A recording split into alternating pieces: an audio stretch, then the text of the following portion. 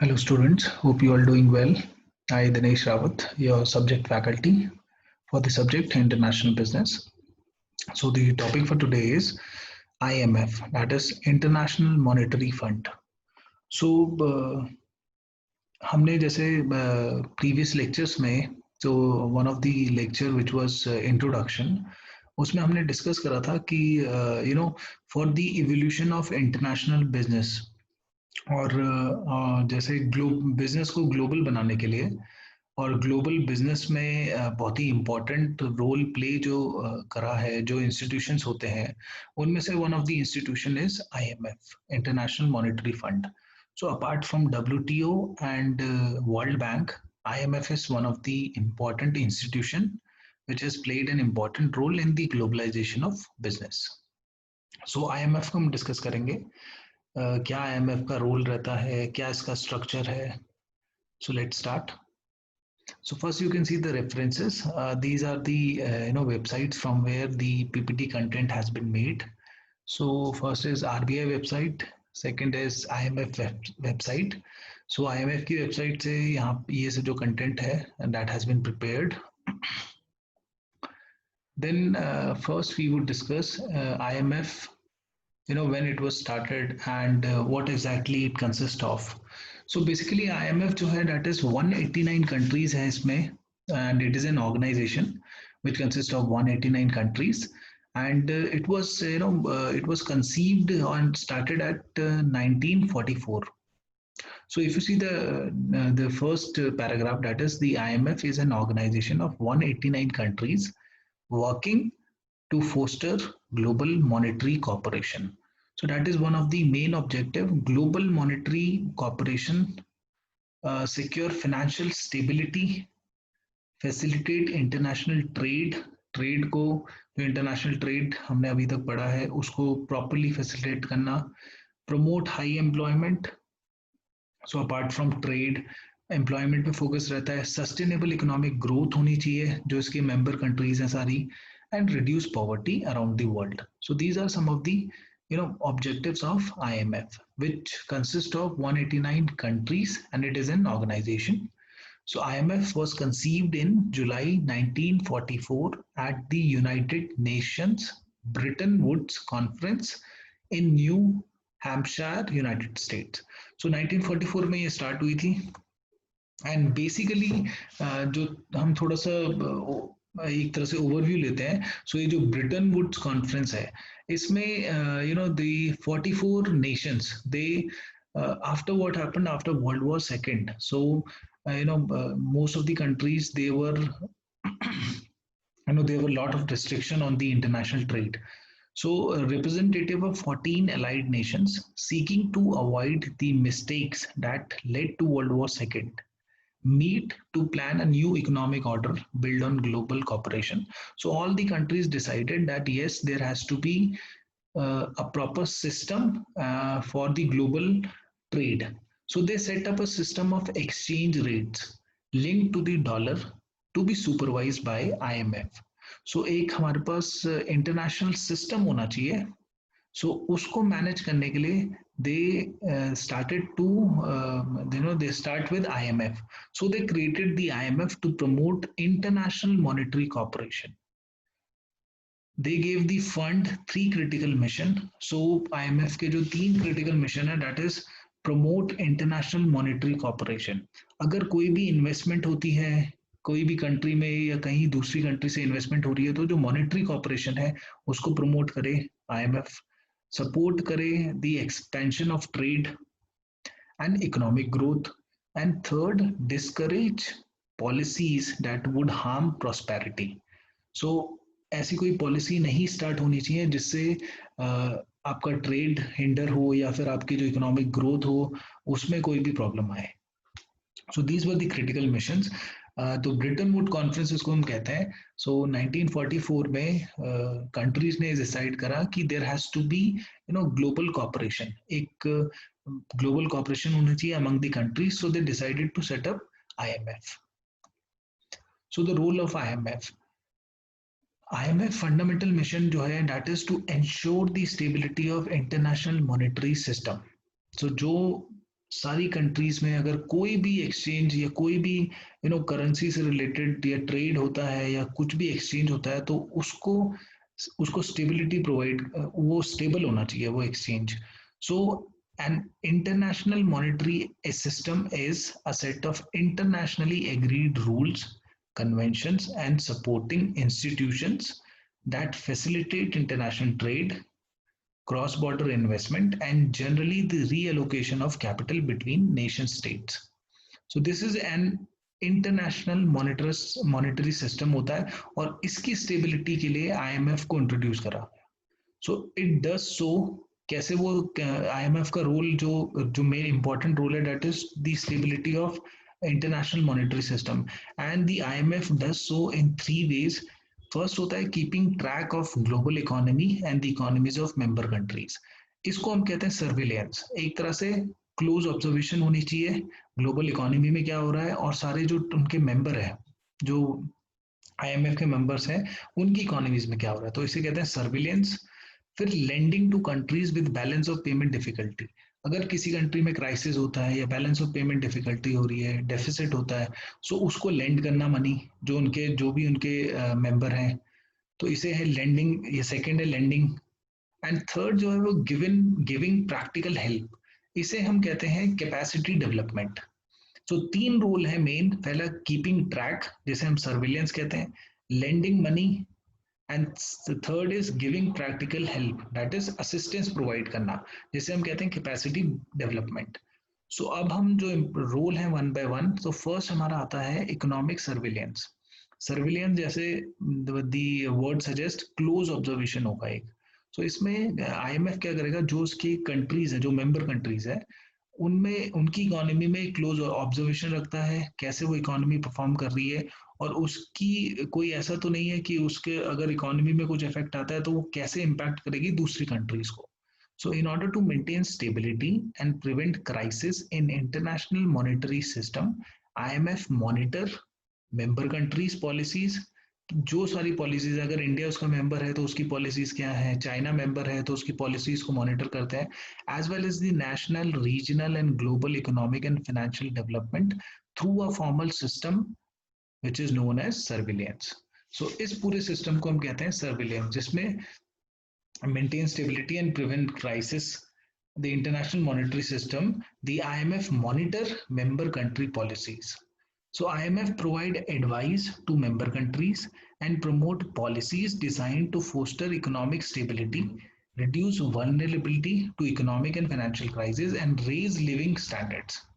So ये surveillance के under it would provide advice and promote policies which will foster economic stability and reduce vulnerability to economic and or financial crisis. So इसमें जो surveillance होता है उसमें vigilant monitoring है by IMF. क्यों essential है, वो क्यों मॉनिटरिंग करे आईएमएफ? इसलिए करता है क्योंकि सिंस आपको पता है ग्लोबली कनेक्टेड है, the world is globally connected. So कोई भी कंट्री में अगर कुछ इम्पैक्ट होता है या क्राइसिस होता है तो it would affect other countries also. So इसलिए वो मॉनिटरिंग बहुत इंपॉर्टेंट है. और ये जो मॉनिटरिंग रहती है ये 2 तरह से रहती है. एक तो bilateral surveillance and second is multilateral surveillance. इसको हम डिस्कस करेंगे नेक्स्ट लेक्चर में डिटेल में. तो बायलैटरल सर्विलेंस उसी पे फोकस रहता है, और multilateral surveillance is the oversight of the global economy, globally क्या हो रहा है. देन सेकंड जो हमारा आता है वो आता है lending. Lending is providing loans. अब जो आईएमएफ के जो मेंबर्स हैं, जो सारे 189 कंट्रीज हैं, उनको अगर कोई क्राइसिस आता है सो आईएमएफ उनको लोन प्रोवाइड करता है.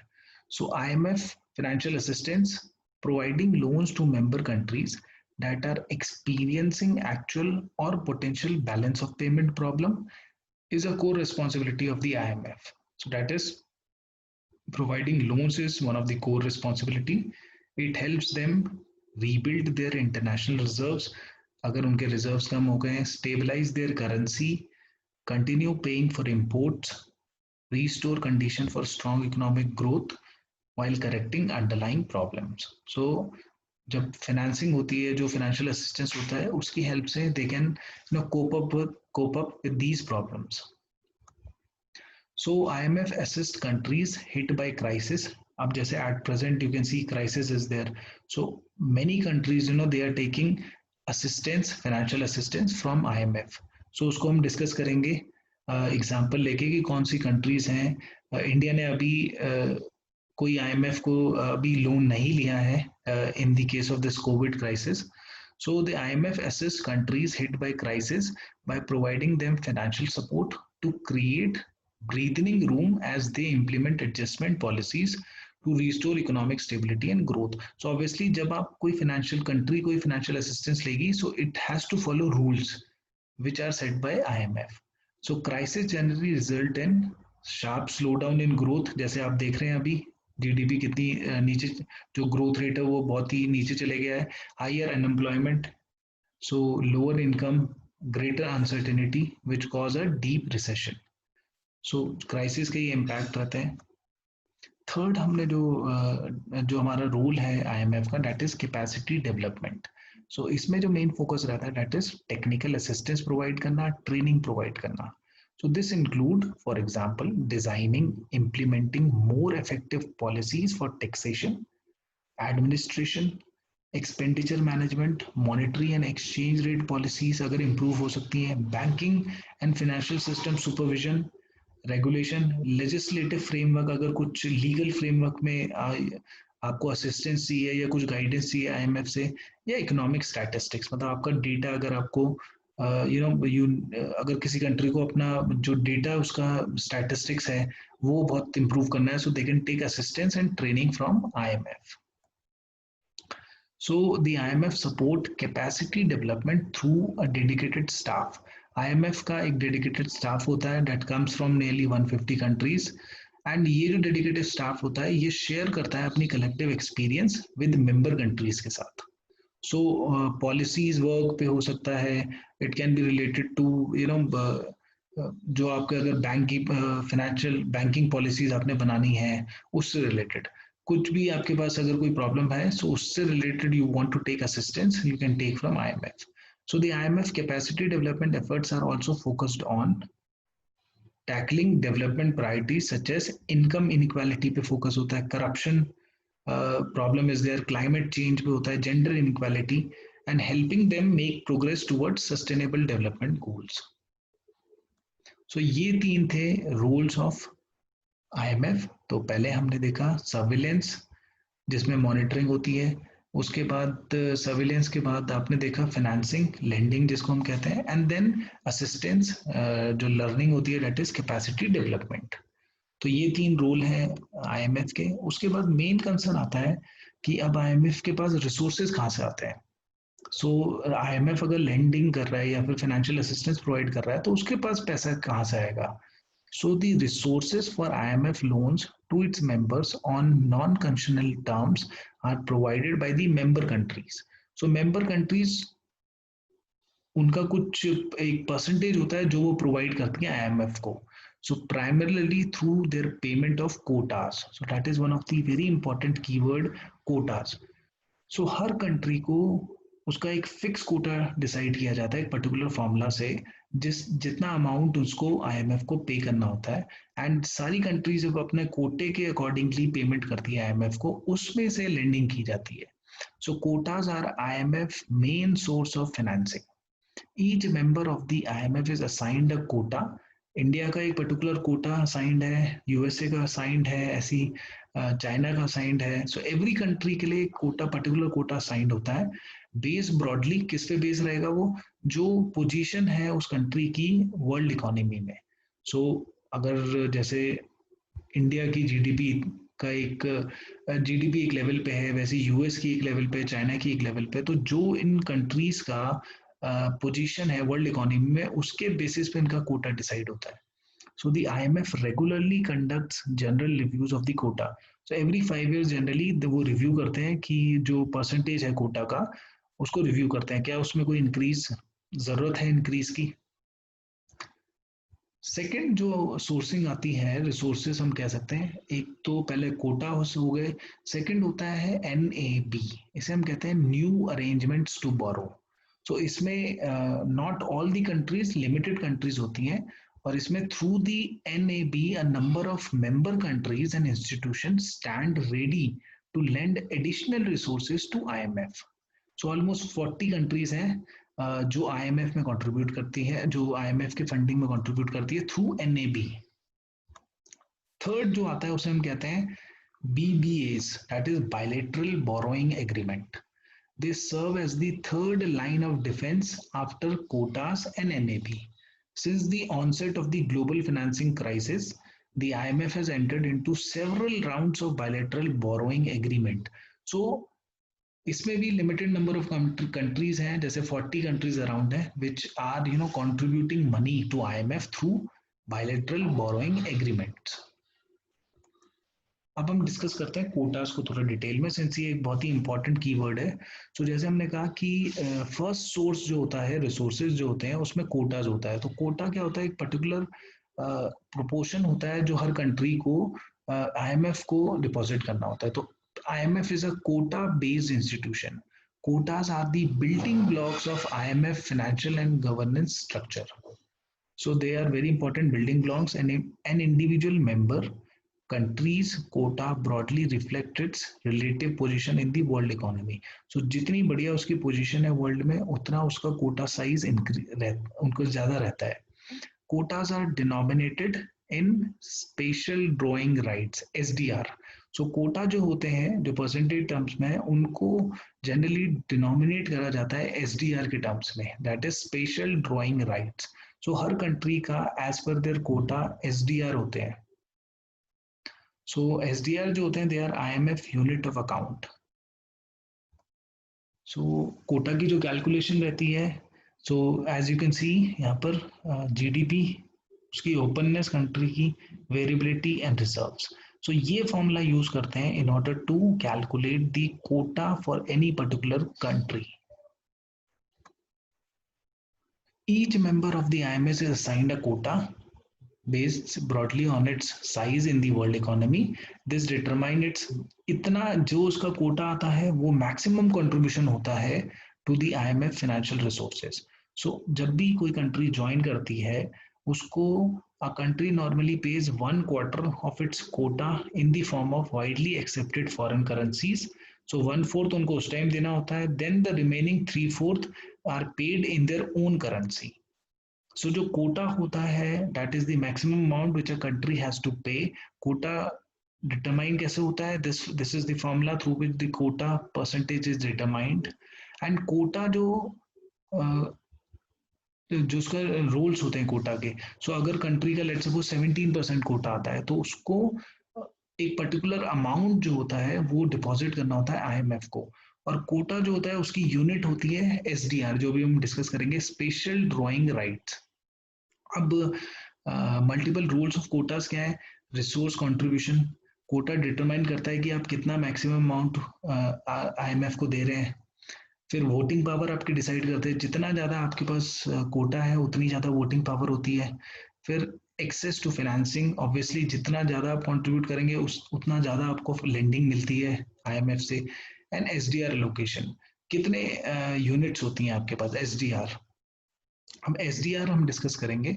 सो इसमें एक बार देख सकते हैं, अगर हम रिसोर्सेज देखें तो कोटा से इतना बिलियन टोटल रिसोर्सेज है, this is in billion. Then NAB से इतना है एंड BBS से इतना है. और लैंडिंग कैपेसिटी 477 में से 320, 182 से this, and this is the lending capacity. And total resources इतना है IMF का. सो एक इंपॉर्टेंट टर्म हमने देखा कि जो कोटास होता है, they are denominated in SDR, special drawing rights. So जो यूनिट है, यूनिट ऑफ अकाउंट है IMF की. सो जनरली जैसे एक कंट्री की करेंसी रहती है, वैसी जो IMF है उसकी करेंसी नहीं बोलेंगे इसको, लेकिन उसका जो यूनिट ऑफ अकाउंट है वो है SDR. सो जो SDR है उसकी एक वैल्यू रहती है कि let's suppose 1 SDR is equal to this. So unit of account जो है IMF का, that is SDR. So quotas जो होते हैं, they are denominated in SDR. So SDR क्या है? Is an international reserve asset, एक तरह से कंट्री का रिजर्व एसेट है, क्रिएटेड बाय IMF. इसको ट्रेड कहीं नहीं कर सकते, लेकिन this is an unit of account and एक तरह से रिजर्व एसेट है कंट्री का, which is created by IMF in 1969 to supplement its member countries official reserve. So वो अपने reserve में उसको add कर सके. So SDR serve as the unit of account. इसमें डील करते हैं जब भी फाइनेंसिंग की बात करते हैं, जब भी लेंडिंग करता है IMF, तो यूनिट ऑफ अकाउंट जो होता है SDR उसमें डील करते हैं. So SDR is neither a currency nor a claim to on the IMF. SDR was initially as equivalent to this grams of 0.88 grams of fine gold, which at the time was equivalent to $1. So SDR was initially equivalent to $1, but now it is defined as basket of currency. So वो जो SDR की value जो होती है that is determined from the basket of currencies. और उस basket of currencies में generally कौन कौन सी currencies हैं? That is US dollar, Euro, Chinese renminbi, Japanese yen, and British pound. So these are the basket of currencies which help in determining the value of SDR. So SDR basket is reviewed every 5 years. So every 5 साल बाद इसको review करा जाता है कि कोई change तो नहीं है कोई पर्टिकुलर करेंसी में, then the value of SDR is decided. So special drawing rights. Currencies included in SDR basket have to meet 2 criteria. कोई भी करेंसी है, अभी जो बास्केट ऑफ करेंसी है जिसके बेसिस पे SDR की वैल्यू डिटरमाइन होती है, सो वो है ये दीज 5 करेंसीज हैं, US डॉलर है, यूरो है, Chinese renminbi, Japanese yen and British pound. So इन करेंसीज को जो ये करेंसीज हैं they have to meet 2 criterias. First is the export criteria and second is the freely usable criteria. So currency meet the export criteria of it issuer is an IMF member होना चाहिए and a monetary union that includes IMF members and is also one of the top 5 world exporters. So then only that currency would qualify. And for a currency to be determined freely usable by the IMF, it has to be widely used to make payment for international transaction and widely traded in the principal exchange market. So these are the 2 criteria for any currency to get into that basket. So यहाँ पर आप देख रहे हैं कोटा की हम बात करें जैसे इंडिया, तो इंडिया के पास अभी जो कोटा है उसका परसेंटेज है 2.76 और जो SDR है वो है इतने millions. So these are the millions. इसको हम अगर मल्टीप्लाई कर देते हैं US डॉलर से, सो हमारी वैल्यूज आ जाती है कि कितना amount India can take loan from IMF.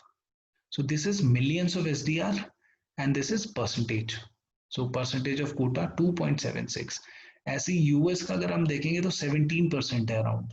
So India का 2.76. इटली का आप देख रहे हैं 3.17.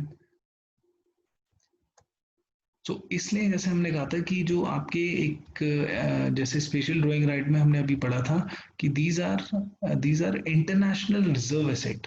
सो एक कंट्री के SDR एक तरह से रिजर्व एसेट है कंट्री के. सो इसलिए जब भी हम फॉरेन एक्सचेंज की बात करते हैं तो अब इंडिया का अगर फॉरेन एक्सचेंज रिजर्व देखेंगे सो उसमें specially it is mention SDR. So SDR जैसे 10,841 करोड़ के SDR है इंडिया के पास. सो ये 4 सितंबर 2020 के फॉरेन रिजर्व का है. So that is taken from RBI website. So SDR you can see. So specifically इसलिए इसकी डेफिनेशन में हम कहते हैं कि these are kind of reserve for a country. फिर हम बात करते हैं इंटरनेशनल मॉनेटरी फंड ऑर्गेनाइजेशन. इसका स्ट्रक्चर कैसे रहता है. सो अभी आपने देखा रूल क्या रहते हैं, तो जनरली 3 रूल रहते हैं. फर्स्ट आपका मॉनिटरिंग होती है जहाँ सर्विलेंस होता है, सेकंड लेंडिंग होती है एंड थर्ड आपका जो होता है दैट इज असिस्टेंस होता है. सो उसके बाद मेजरली जो रिसोर्सेज रहते हैं हमने डिस्कस करा. कोटा सबसे रिसोर्स होता है, फिर आपका NAB है एंड BBAs. फिर कोटा में there is a very important term. Quota का जो आपका डेफिनेशन है, कैसे उसका फॉर्मूला काउंट होता है, और कोटा का जो डिनोमिनेशन रहता है वो रहता है SDR, जो एक यूनिट है ऑफ IMF. सो SDR जो होता है वो डिटरमाइन होता है बास्केट ऑफ करेंसी से, उसकी वैल्यू, एंड हर कंट्री का एक स्पेसिफिक कोटा होता है एंड SDRs होते हैं. सो SDR के बेसिस पे उनको एक जो भी लेंडिंग है वो प्रोवाइड करी जाती है. सो जो स्ट्रक्चर की बात करें IMF की, तो इसमें बोर्ड ऑफ गवर्नर्स होते हैं, एग्जीक्यूटिव बोर्ड होता है, मैनेजिंग डायरेक्टर होता है. सो सबसे पहले इंपॉर्टेंट जो होते हैं वो होते हैं board of governors. So board of governors is the highest decision making body of IMF, consists of one governor and one alternative governor from each member. So अगर वो इंडिया है, चाइना है, जितने भी मेंबर हैं वहां से हर मेंबर से, हर कंट्री से एक गवर्नर होता है, एक ऑल्टरनेटिव गवर्नर. सो जो गवर्नर जनरली होता है that is minister of finance होता है, एंड जो अल्टरनेटिव होता है वो गवर्नर ऑफ सेंट्रल बैंक होता है. सो अगर हम इंडिया की बात करें, यू कैन सी इंडिया में Nirmala Sitharaman ji, so minister of finance, and then Shaktikanta Das, our governor of RBI. So these are the board of governors में जो इन्वॉल्व होते हैं, one governor and one alternative governor. इनकी meeting जो होती है generally once a year होती है. सेकंड हमारे पास आते हैं उसके बाद एग्जीक्यूटिव बोर्ड. सो एग्जीक्यूटिव बोर्ड जो होते हैं, जो डे टू डे बिजनेस होता है, तो जनरली देयर आर 24 डायरेक्टर्स हैं. Executive board is responsible for conducting day to day business. It composed of, executive board में 24 डायरेक्टर्स होते हैं एंड वन मैनेजिंग डायरेक्टर जिसको हम चेयरमैन भी कहते हैं. सो एट प्रेजेंट जो चेयरमैन है आप देख सकते हैं Kristalina from Bulgaria, managing director chairman of executive board October 2019 से. इससे पहले थे जो पहले थी that is Christine Lagarde. So ये है हमारा स्ट्रक्चर. सो इसमें एग्जीक्यूटिव बोर्ड रहेगा जिसमें मैनेजिंग डायरेक्टर होता है, 24 डायरेक्टर्स होते हैं, डे टू डे बिजनेस में डील करते हैं ये. It carries out work largely on the basis of papers prepared by IMF management and staff. And the board usually meet several times each week. And जो most important है, they are the board of governors. हर country से one governor and one alternative governor होता है. Generally minister of finance and governor of central bank, and they generally meet once a year. So this is the structure of IMF. So that is all for today. Thank you so much.